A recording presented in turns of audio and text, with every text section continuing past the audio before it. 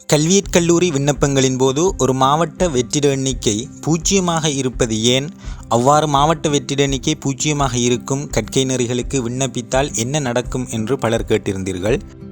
மாவட்ட வெற்றிட எண்ணிக்கை 0 இருக்குமாயின் அந்த மாவட்டத்தில் குறித்த பாடத்திற்கு வெற்றிடங்கள் இல்லை, அதாவது குறித்த பாடத்திற்கு மாணவர்கள் தெரிவு செய்யப்பட மாட்டார்கள் என்பது அர்த்தம். இவ்வாறான கற்கை நெறிக்கு விண்ணப்பித்தால் என்ன நடக்கும்னு சொல்லி கேட்டிங்கன்னு சொன்னால், பொதுவாக கல்வியற் கல்லூரிகளுக்கு மாணவர்கள் மாவட்ட ரீதியாகவும் அதேபோல் தேசிய ரீதியாகவும் தெரிவு செய்யப்படுவர். இவ்வாறு மாவட்ட எண்ணிக்கை 0 உள்ள கற்கை நெறிகளுக்கு மாணவர்கள் விண்ணப்பித்தால் மாவட்ட ரீதியாக வெற்றிடம் இல்லாத காரணத்தினால் மாணவர்கள் எவரும் தெரிவு செய்யப்பட மாட்டார்கள்.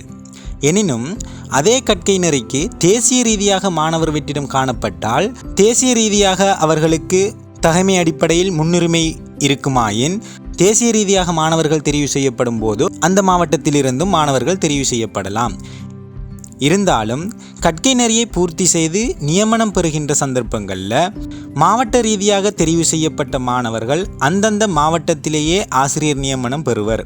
அதேவேளை தேசிய ரீதியாக தெரிவு செய்யப்பட்ட மாணவர்கள் மாவட்டத்திற்கு வெளியேயும் ஆசிரியராக நியமனம் பெறுவர்.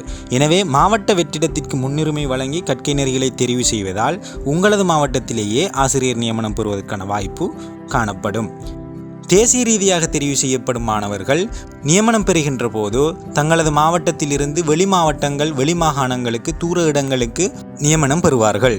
எனவே மாவட்ட ரீதியான வெற்றிடங்களுக்கு முன்னுரிமை அளித்து உங்களது விண்ணப்பங்களை சமர்ப்பியுங்கள். கல்வியற் கல்லூரிகளுக்காக ஆன்லைன் மூலம் விண்ணப்பித்தல், கற்கை நெறிகளை தெரிவு செய்தல், தேசிய மாவட்ட ரீதியிலான வெற்றிடங்களை அறிந்து கொள்ளல் போன்ற முழுமையான தகவல்களை அறிந்து கொள்வதற்கு எமது முழு வீடியோவையும் பார்வையிடுங்கள்.